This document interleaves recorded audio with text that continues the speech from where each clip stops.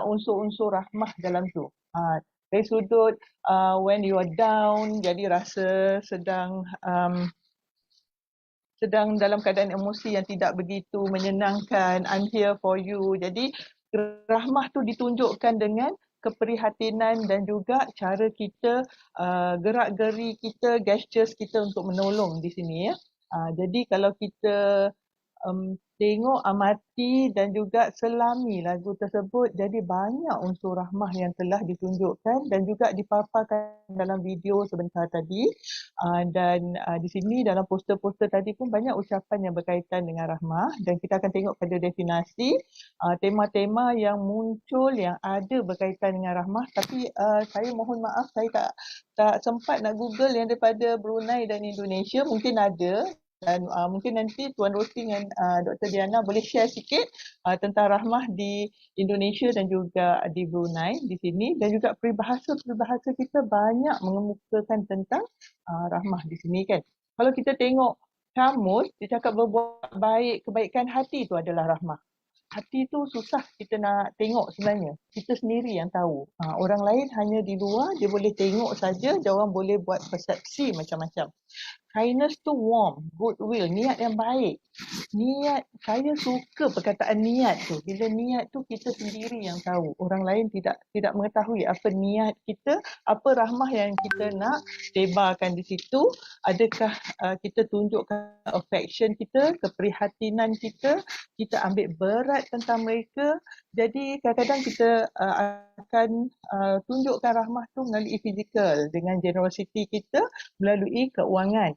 Tapi tak semestinya keuangan saja ya.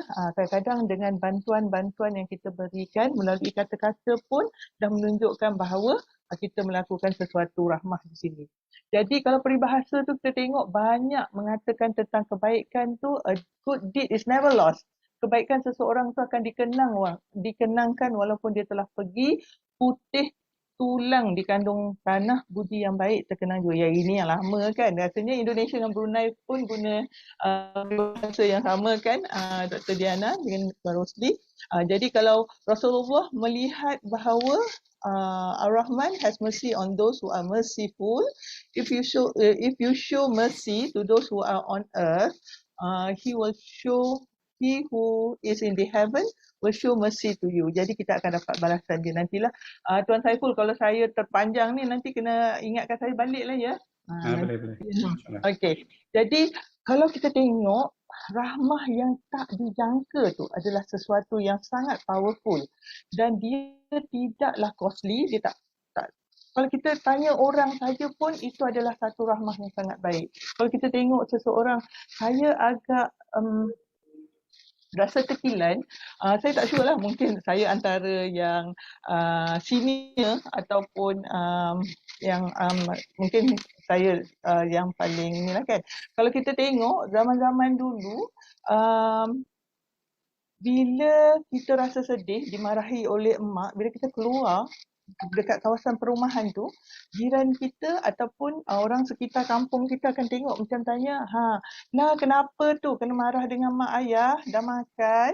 Jadi itu rahmah yang ditaburkan.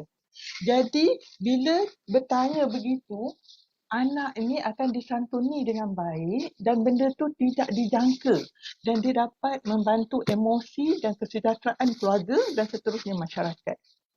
Bayangkan dulu kan, bila di kampung, kalau kita sedih, maknanya ada jiran tetangga kita, kadang-kadang tu dara-mara yang duduk berdekatan akan ambil berat tentang kita. Tapi sekarang semua bila balik je, semua penat, tutup pintu.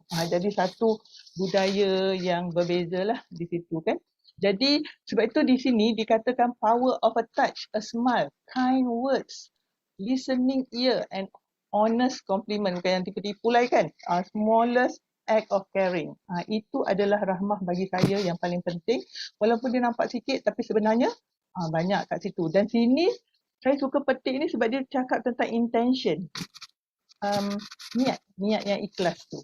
Itu yang perlu di sini. Dan dalam saya petik dari sini daripada Abu Musa memberitahu bahawa Rasulullah SAW bersabda, jadi kamu tidak kira beriman sehingga kamu berkasih sayang, saling rahmah. Jadi saya tengok perkataan saling sayang tu sebab kita sendiri kalau kita mengumpat, mengata kawan-kawan kita macam kita makan daging dorang kan. Jadi these are the things yang perlu kita tengok dan rahmah tu perlulah terhadap semua. Jadi Islam ni sebenarnya dah memberi perkataan rahmah tu bermaksud lembut hati terhadap seseorang, beri kasih sayang, belas insan, santun dan simpati di sini. Jadi kita perlu miliki sifat rahmah tu untuk lebih beriman, dan rahmah tu bukan saja terhadap manusia tetapi terhadap haiwan, terhadap perkara-perkara yang ada di sekeliling kita. Jadi untuk kesatuan masyarakat, rahmah tu sangat penting. Okey? Dan sebab itulah bulan kaunseling bila ni kami telah memilih rahmah untuk semua, sebab kami melihat bahawa Persamaan International melihat bahawa bulan ini adalah bulan untuk menyantuni masyarakat. Bukan bulan ini saja, akan diteruskan juga untuk kita imbangi emosi, kita capai kesejahteraan diri kita, keluarga, rakan, sekerja dan masyarakat. Rahmah tu bukannya rahmah untuk orang je ya, rahmah untuk diri kita juga. Jadi definisi rahmah ni agak luas, dan kita perlu tengok bahawa rahmah ni banyak juga digunakan dalam tema lain.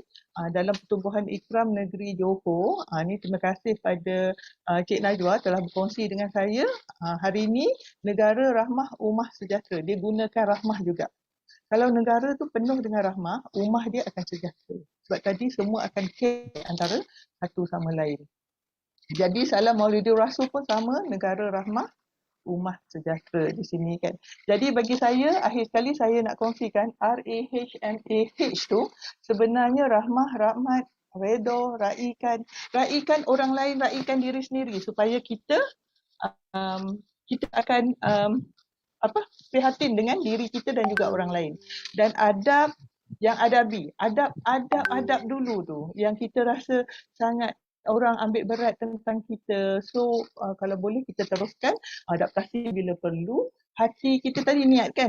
Jadi hati yang suci, kita hargai diri kita dan orang lain, dan hikmah ada di sebaliknya. Dan M tu mengalukan, menyatuni, memenangi, salah ejaan pula, sorry, dan dia akan timbul satu menakjubkan. Dan A itu akhlak, amanah dan ampun. Kan? Kita mohon ampun atas kesalahan kita dan kita mengampunkan orang lain. Dan akhir sekali harmoni, humor, humanistik dan berhubung dan sikit. Okey, oleh itu akhir sekali terus, berapa kali akhir? Okey, terus rahmah untuk diri, santuni anak didik kita, agar nanti bukan anak didik saja, anak kita, agar kemenjadian keluarga tu akan tercapai dan keakraban rakan sekerja juga terpelihara, dan emosi terjaga dan masyarakat tu akan sejahtera. Dengan ini saya pulangkan balik pada Tuan Saiful.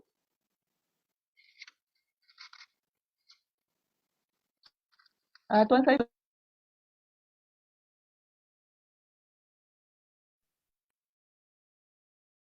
Satu huraian yang cukup jelas yang dapat kita dengar tadi daripada Dr. Tasdina. Alhamdulillah, rahmah datang dari sifat penyayang. Rahmah itu satu kebaikan hati bersifat rahsia dan Allah sahaja yang Maha mengetahuinya.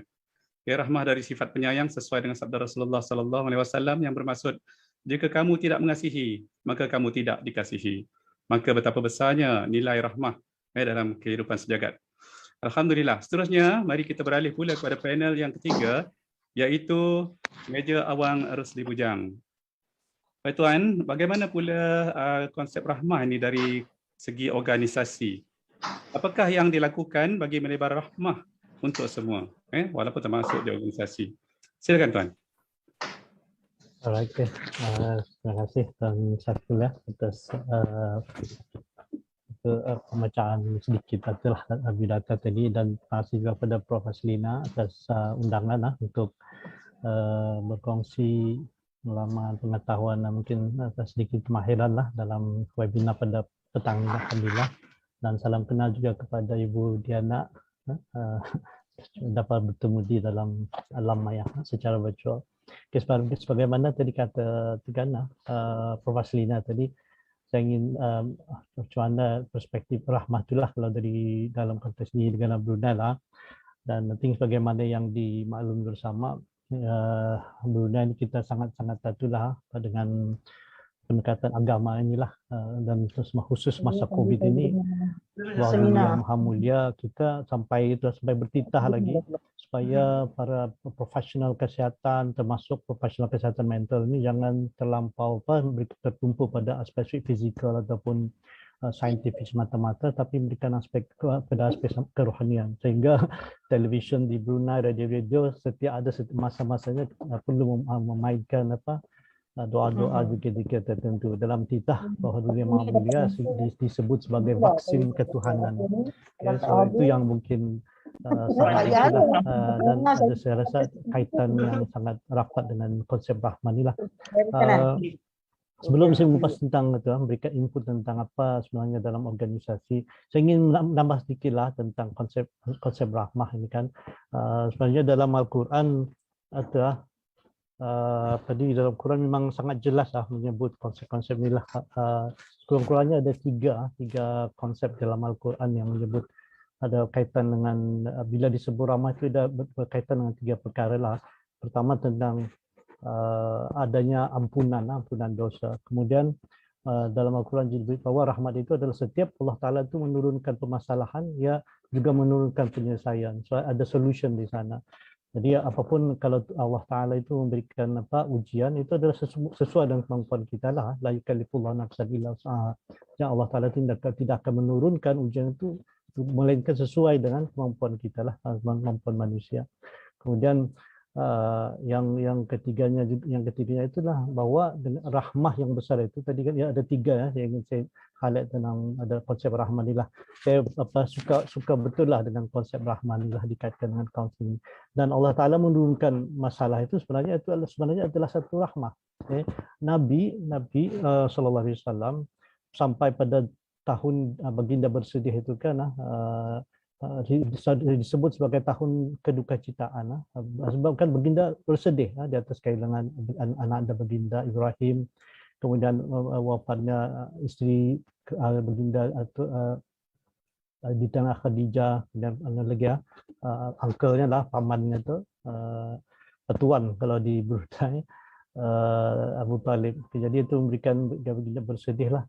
Jadi dalam konteks ini kan, ini yang barangkali mungkin jarang sekali disebut, baginda bersedih sehingga tahun itu disebut sebagai tahun kesedihan.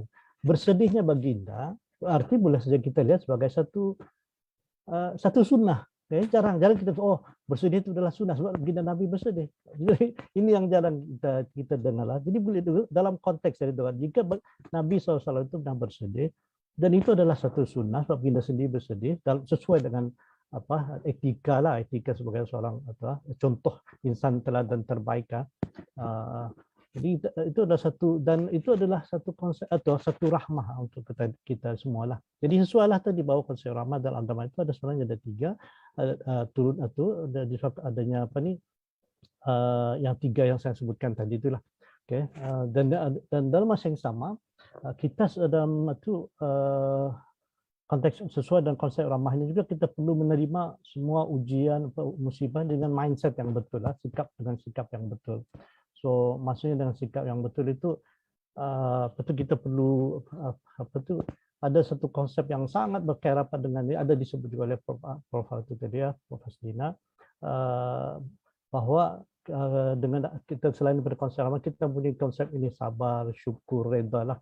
Jadi dengan ketiga-tiga konsep ini sebenarnya kalau saja kita manusia ini, setiap individu di dunia ini mampu dan tahu untuk dengan ketiga-tiga ini tadi, dengan sabar, bersyukur, reda, saya rasa kaunseling, psikologi apa ini mungkin tak perlu ada lagi sebab dengan ada tiga-tiga konsep itulah.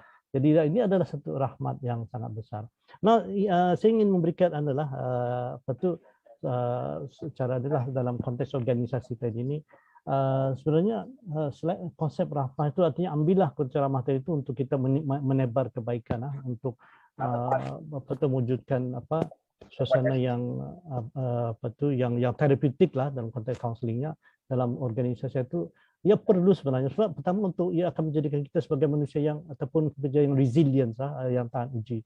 Yang kemudian dengan adanya ujian, segala macam ujian tadi itu yang diuji, hasiban nasu ayyutrakuhum la yuftanun, apakah kamu menyangka kamu sudah beriman sedangkan belum diuji. Jadi segala itu adalah satu cognitive reframing dalam konteks agama yang diajarkan oleh agama untuk melihat ujian itu sebagai satu hal yang positif, bukan negatif. Bukan hanya ujian tetapi apa juga bentuk musibah. Okay. Musibah itu semua yang menimpa. Okay. Jadi dengan adanya ujian tadi ini, kita akan menjadi lebih individu dan organisasi akan menjadi lebih resilient. Kemudian kita masih sama belajar dengan berbagai bentuk penyelesaian masalah. Macam kata tadi Prof tadi, semasa zaman dahulu mungkin Prof bercakap tentang 20-30 tahun yang lalu agak berbeza dengan kehidupan hari ini. Dan ini yang menjadi salah satu permasalahan yang ada, sebab kita belajar daripada berbagai kesilapan. Nah, itu yang menjadikan kita menjadi resourceful. Berbanding dengan generasi hari ini, generasi milenial, dia lebih banyak meluangkan masa di dalam rumah. Ini memberikan kesan sampingan yang kurang baik. Dari kajian mendapat itu 63% generasi milenial ini lebih banyak meluangkan masa di dalam rumah berbanding dengan di luar.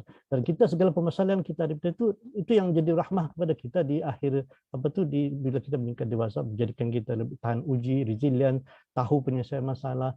Kemudian perlu ada harga atau self-worth, harga diri. So kita tahu ini apa yang kita perlu oleh sekarang ini adalah satu perjuangan yang kita lalui sebelumnya. Dan of course melalui itu perlunya kita menyebar rahmah dalam organisasi itu sebagai satu bentuk pengurusan stress management. Bila kita mewujudkan program pengurusan tekanan di dalam organisasi, itu memberikan satu bentuk penghargaan kepada pekerja-pekerja kita. Bukan hanya cuma kita memerlukan mereka untuk melakukan sesuatu jadi produktif, tetapi memberikan sokongan mental, sokongan emosi, sokongan psikologikal lah pada itu satu, insya Allah akan menjadikan mereka lebih produktif. Jadi itu adalah sebagai gambaran awal lah. Saya bilang juga masa ini saya tak memberikan sebagai rumusan awal dalam konteks yang tadi. Saya ingin melihat dalam konteks bahwa perspektif konsep rahmah tadi itu, karena saya sebut sebagai awal sudah ada 3, saya kata saya itu rahmah Allah Taala sudah Quran. Dia sebagai Allah Taala itu selain dia menurunkan ujian sebagai permasalahan sebagai satu bentuk ujian untuk meningkatkan keimanan. Dan setiap masalah itu selalu seperti juga penyakit, setiap penyakit ada obatnya. Sama juga dengan masalah, setiap masalah ada penyelesaiannya. Dan ini adalah satu rahmah dari Allah Taala. Jadi yang kedua itu diturunkan juga permasalahan tapi disertai dengan ampunan dosa. Bahwa orang dengan rahmat tadi itu insya Allah kita akan menerima ampunan dosa Allah SWT. Dan akhir sekali yang ketiganya rahmat itu juga membawa mana kecukupan kita diberikan kecukupan di dunia dan insya Allah juga di akhirat nanti. Jadi dengan ini tadi insya Allah dengan konsep mindset yang betul, insya Allah jiwa kita akan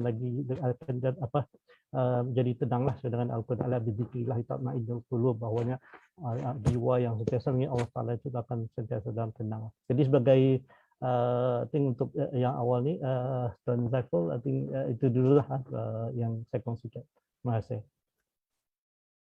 Ya, terima kasih Tuan.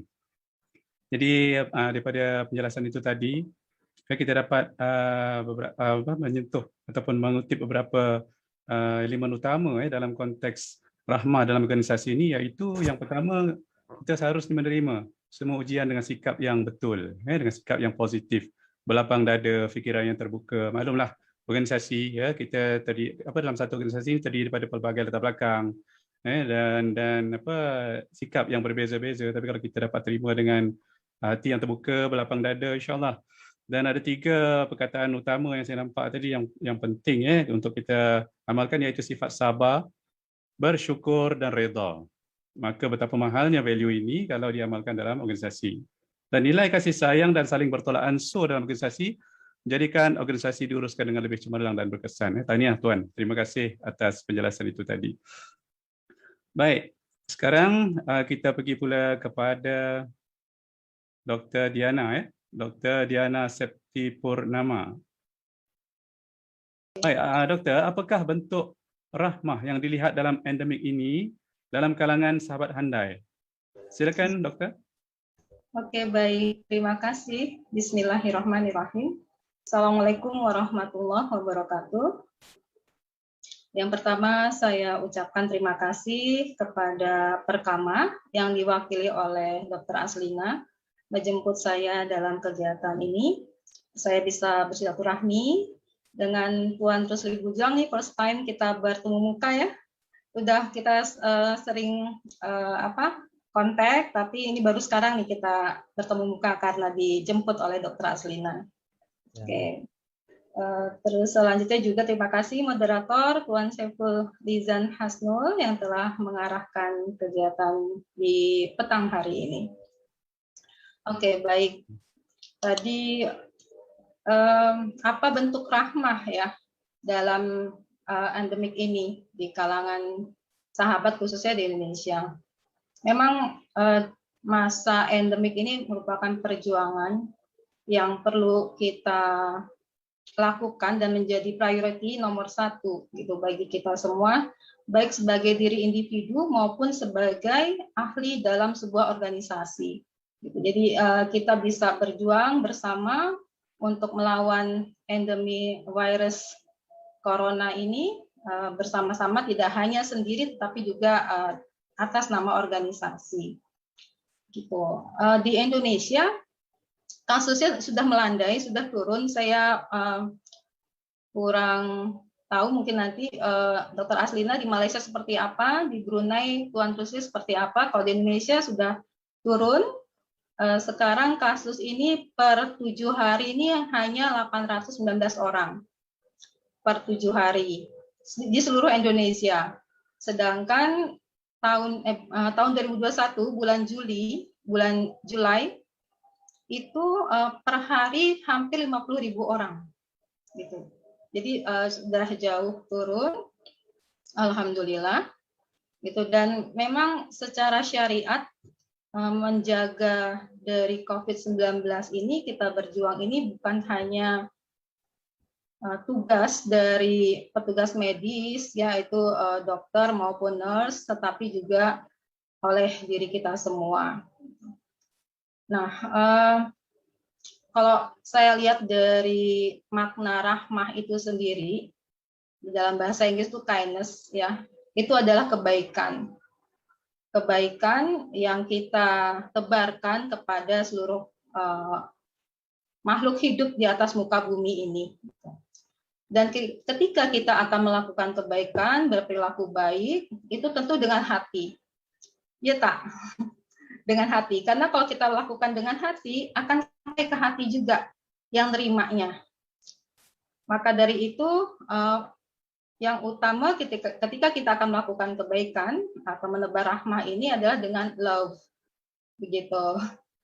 Nah, ada ketika masa pandemi kolera di Spanish, ada salah satu penulis novel membuat novel judulnya Love in the Time of Cholera.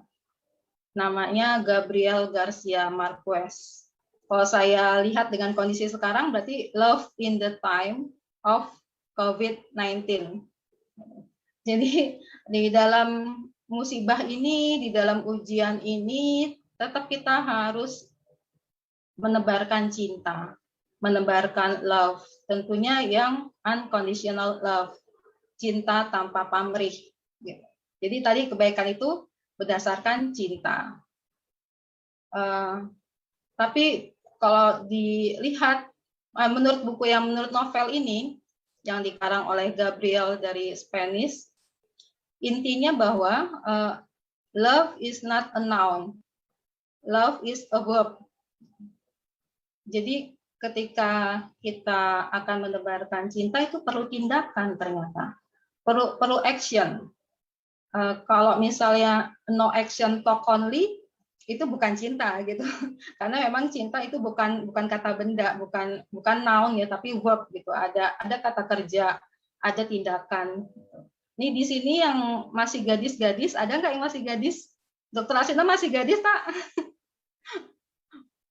Anak gadis ada. Yang masih gadis, kalau ada pemuda datang mendekat dan bilang cinta, tetapi hanya di mulut saja, hanya verbally gitu, tanpa ada tindakan, just leave it. Berarti dia tidak cinta, gitu. Karena cinta itu memang harus perlu pengorbanan. Yang bisa kita lihat tuh ini, yang cinta ini yang tiba-tiba diam-diam dia transfer ke akun rekening kita tanpa diketahui. Nah, itu berarti dia ada action gitu, ada pengorbanan. Walaupun secara materi, pengorbanan secara materi itu hal yang paling rendah ya, level yang paling rendah gitu. Oke, sekarang kita lihat bentuk rahmah di masa endemi ini ya. Bentuk rahmah itu pertama yaitu physical distancing. Bukan social distancing, tapi physical distancing. Kita tetap harus menjaga, karena ketika kita menjaga jarak dengan menggunakan masker, dengan menjaga jarak secara literally gitu, itu berarti kita juga menebar rahmah buat orang-orang di sekitar kita.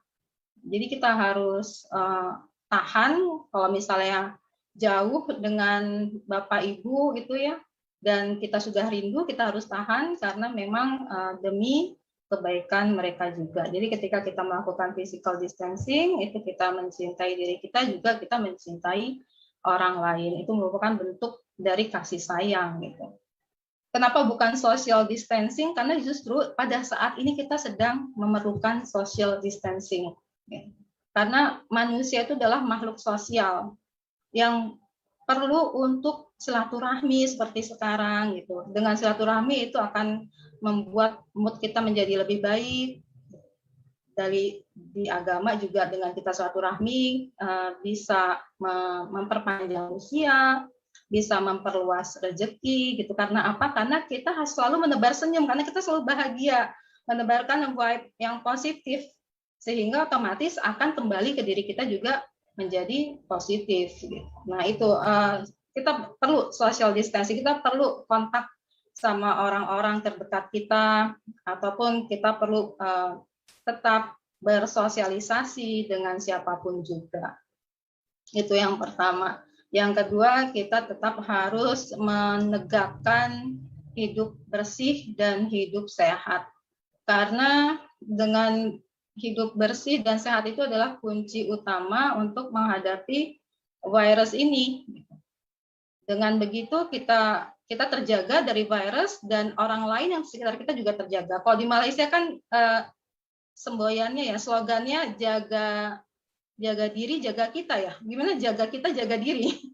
Ya, otomatis kalau kita jaga diri kita, itu juga akan menjaga sekitar kita juga, orang-orang di sekitar kita, baik yang terdekat maupun yang jauh. Jadi tetap selalu rutin mencuci tangan gitu dengan memakai sabun. Sekarang kalau di Indonesia, setiap gedung, setiap ruangan selalu disediakan wastafel ya, yang bisa cuci tangan dengan air dan juga dengan sabun. Itu hampir semuanya di setiap gedung ada. Terus juga masih memakai masker sampai sekarang. Selain itu juga kita menjaga diri kita dengan makan makanan yang sehat, yang bergizi, terus berolahraga secara rutin. Dan kalau misalnya kita bepergian jarak jauh, kita tetap harus menjaga jarak itu tadi ya. Nah, dan selain itu juga melakukan hal-hal yang positif selama di masa endemi ini. Selain itu, untuk bentuk rahmahnya yaitu kepedulian sosial, yaitu kindness to all, itu berarti kita melakukan perbuatan baik itu dengan menunjukkan rasa cinta, rasa sayang, tolong menolong, bahu-membahu, karena umat manusia sebenarnya, atau ya kalau di dalam ajaran agama Islam kan, kita itu seperti satu tubuh.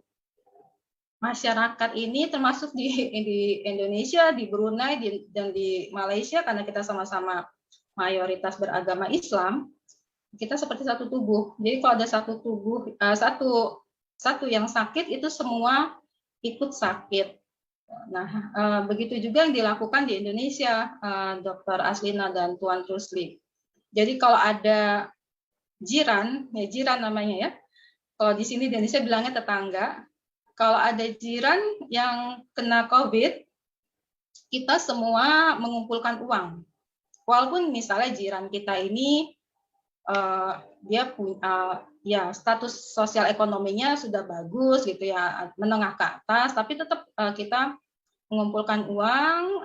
Selain mengumpulkan uang untuk yang keluarga yang kena COVID, terus kita juga memberikan mengirimkan makanan-makanan pokok ya, seperti beras gitu, terus telur, itu kita kirim ke keluarga yang kena COVID begitu. Nah, baru-baru ini di salah satu daerah di Jogja itu mayoritas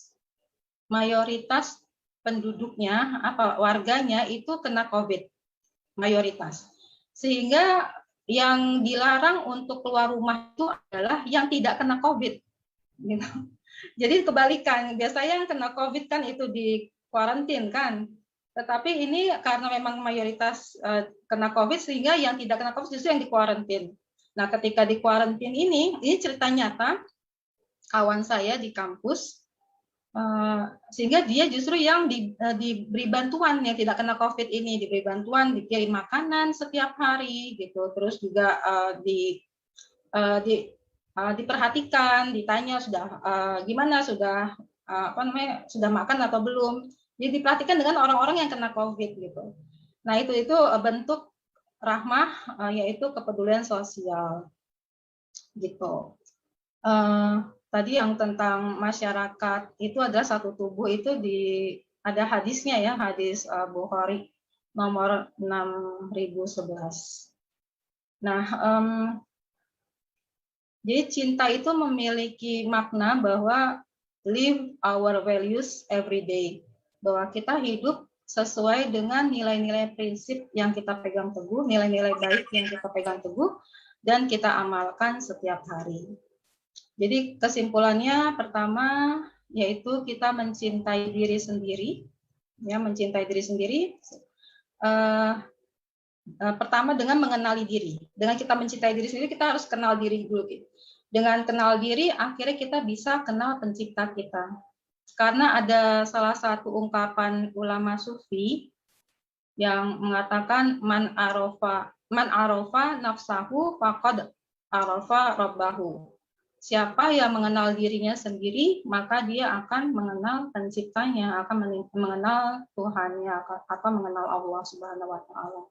Jadi bentuk kita mencintai diri sendiri adalah memahami diri sendiri, mengenali diri sendiri, betapa hebatnya pencipta kita menciptakan diri kita ya, begitu sangat sempurna, menciptakan otak kita, menciptakan semua anggota tubuh, organ-organ tubuh, dan ini nggak mungkin begitu saja tercipta kecuali memang ada penciptanya. Karena apa itu? Menurut ulama sufi ini, kalau kita berusaha mengenali diri kita, yang ada di dalam diri kita sendiri, pasti kita akan mengenal pencipta kita.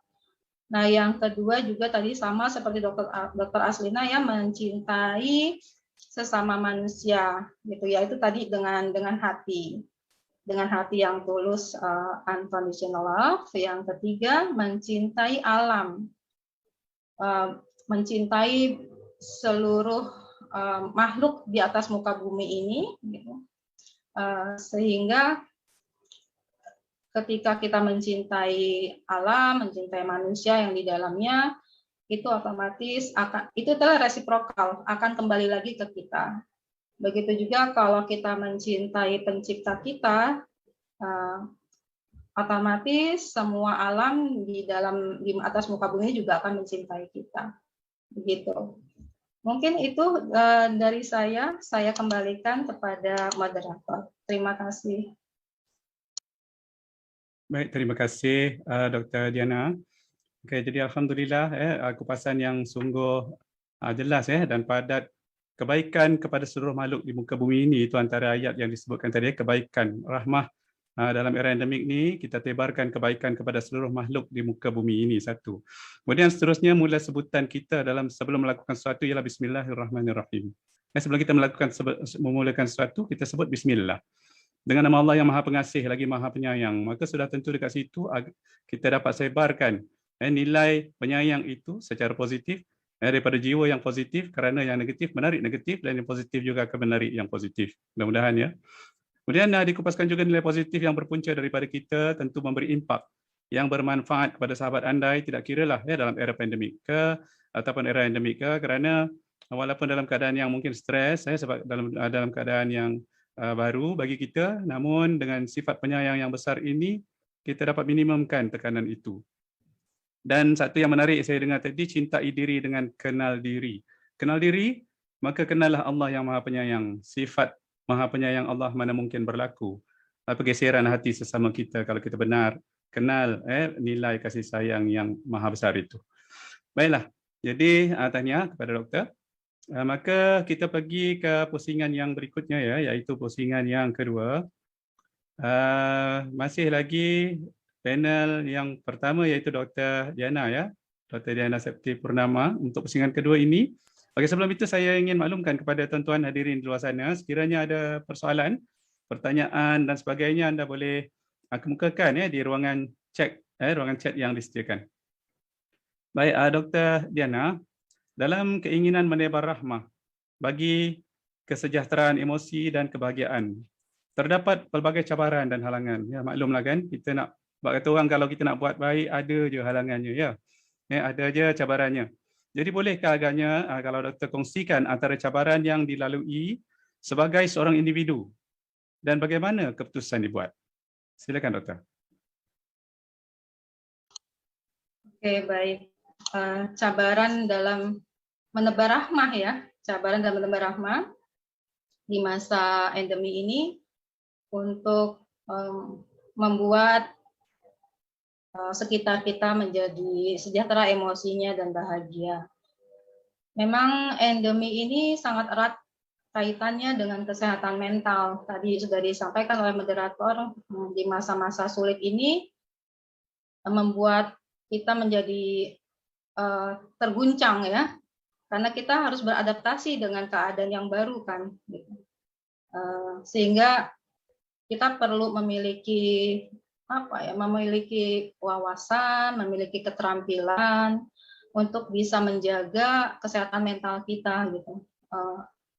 Saya tidak pungkiri, saya jujur ya, kita pasti shock ya. Yang sebelumnya kalau mengajar kita jumpa dengan pelajar-pelajar di kampus kan, sekarang kita harus berjauh-jauhan. Ini membuat kita menjadi stres, membuat kita jadi stres. Nah, ada survei yang dilakukan oleh Perhimpunan Dokter Jiwa di Indonesia, gitu, yang menunjukkan bahwa ada 64,8% masyarakat Indonesia mengalami masalah gangguan mental seperti anxiety, terus depresi, trauma psikologis, dan gangguan mental yang lain. Nah, hasil survei ini menunjukkan bahwa 1 dari 5 orang sudah mulai berpikir tidak ada lagi harapan karena COVID-19 ini, dan memiliki pikiran untuk menyakiti diri sendiri, self-harm, dan juga untuk mengakhiri hidup. Gitu. Dari riset juga menunjukkan bahwa orang yang memiliki gangguan mental tadi itu memiliki resiko 7 kali lipat untuk terpapar atau untuk terinfeksi COVID-19. Kalau dia sudah terinfeksi, dia punya peluang juga, punya potensi untuk menularkannya kepada orang lain. Dan juga memiliki resiko kematian yang tinggi juga, meningkat 2 kali lipat pada orang yang terkena gangguan kesehatan mental. Begitu. Itu hasil survei yang ada di Indonesia. Jadi memang tadi saya sudah akui, saya juga awalnya juga pas ya, karena manusia ya, namanya juga konselor juga manusia gitu kan, pensyarah juga manusia, kena ada stres juga gitu. Tapi bagaimana caranya kita untuk bisa menghadapi keadaan ini? Nah, stres yang tingkatannya rendah gitu, yang terus juga singkat, dalam waktu yang singkat, itu justru akan membuat performa kita menjadi lebih baik. Karena kan stres yang bisa memompa kita menjadi lebih baik itu ada ya, stres. Kalau yang akhirnya membuat kita menjadi down itu distress. Gitu. Contohnya kita stres nih menghadapi tugas-tugas di kampus yang banyak, baik sebagai pensyarah ataupun sebagai pelajar. Dengan itu akan membuat kita lebih giat menyelesaikan tugas-tugas tersebut, sehingga kemampuan dan keterampilan kita untuk bisa mengatasi stres lebih meningkat. Gitu. Atau pelajar-pelajar yang stres karena akan menghadapi ujian, gitu, karena dia stres, akhirnya mahasiswa tersebut atau pelajar tersebut bisa belajar lebih sungguh-sungguh dari biasanya untuk bisa mengatur waktu sebaik-baiknya agar ujiannya menjadi sukses. Seperti itu. Nah,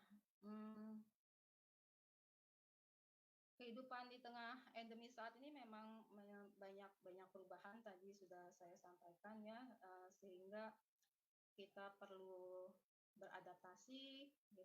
Namun kan tidak semua orang memiliki kapasitas dan kapasitas dan resilience yang bagus gitu, yang bisa menghadapi masalah ini, untuk meminimalisir stres tadi. Nah, cabaran-cabaran dalam kita menebar rahmah itu banyak ya. Misalnya kita akan bertindak, tadi kan saya bilang kalau misalnya kindness to all itu berarti kita ada tindakan, ada action. Ketika kita akan melakukan action, ternyata ada PPKM. Nggak tahu kalau di sana namanya apa ya, kalau di Indonesia namanya PPKM. Jadi kita terbatas, nggak boleh keluar kota gitu. Terus juga ada jam malam,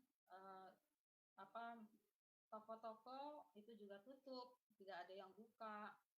Nah, itu juga kesulitan ketika kita akan menebar rahmah karena PPKM, itu satu.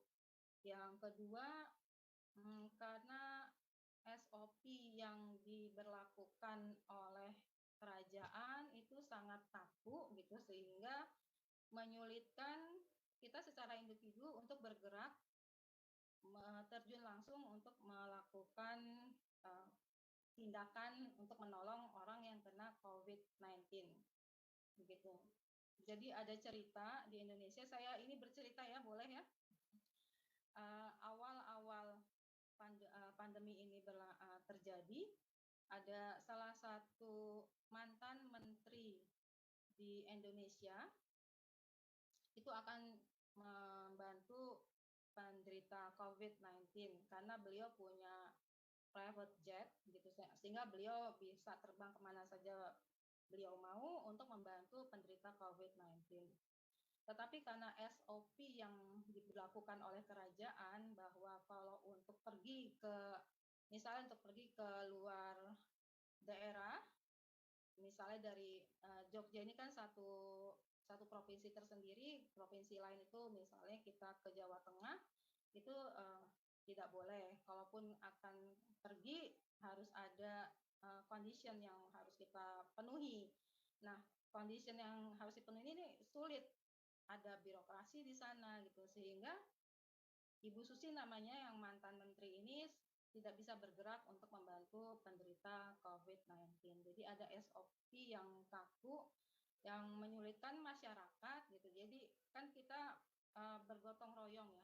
Ketika ini terjadi, tidak hanya kerajaan saja yang bergerak untuk menolong penderita COVID, tapi juga masyarakat. Tapi masyarakat ini memiliki keterbatasan ketika akan menolong, gitu.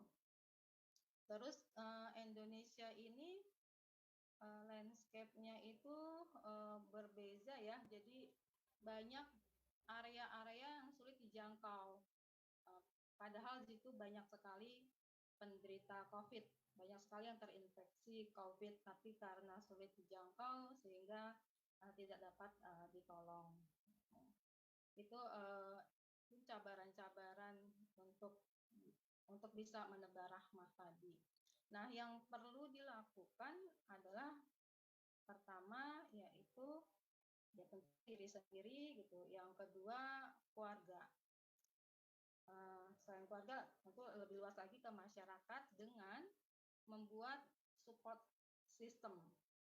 Ya, membuat support system ini penting kita bangun karena kalau kita terkoneksi, ya tadi social distancing itu perlu ya, kita perlu terkoneksi dengan orang lain gitu, sehingga orang-orang yang memang membutuhkan, yang memerlukan bantuan itu bisa cepat tertolong. Gitu. Terus kita juga memerlukan kasih sayang dari orang-orang sekitar kita. Nah, ini pentingnya support system ketika ada satu yang down atau ada satu yang terkena COVID, yang lainnya ikut membantu tidak hanya secara materi, tapi yang penting adalah masalah kesetaraan psikologis ya, dengan memberikan perhatian penuh, dengan memberikan kasih sayang penuh kepada orang yang memang memerlukan bantuan gitu. Nah, ini yang jadi utama, support system gitu. Karena memang sekali lagi saya sampaikan social engagement itu penting, bukan social distancing. Social engagement itu sangat penting dalam keadaan seperti ini. Makanya kita perlu membangun support system tadi. Baik di kalangan terkecil, di kalangan circle pertama kita yaitu keluarga, dan lebih luas lagi di tempat kerja gitu, atau mungkin bahkan di masyarakat. Yang mereka perlukan itu adalah kita meluangkan waktu untuk mereka, mengutamakan mereka ya, keluarga, terus komunitas kita sendiri gitu, untuk bisa merawat mereka ketika mereka memerlukan kita waktu mereka sakit kena COVID-19 gitu. Jadi itu yang penting, kita jaga diri kita dan kita juga bisa menjaga orang lain. Begitu, saya kembalikan kepada moderator. Baik, terima kasih dokter. Jadi jelas ya di situ apa yang dinyatakan tadi. Dokter sendiri memperakui mengalami kejutan ketika era pandemik ni. Jangankan dokter, saya juga mengalami kejutan. Saya rasa semua panel yang ada di sini mengalami kejutan itu. Okay? Dan saya yakin bukan kita saja, tapi satu dunia mengalami kejutan. Kenapa? Sebab perkara ini bukan perkara yang kita rancang. Ya? Dia berdatang secara mendadak dan sangat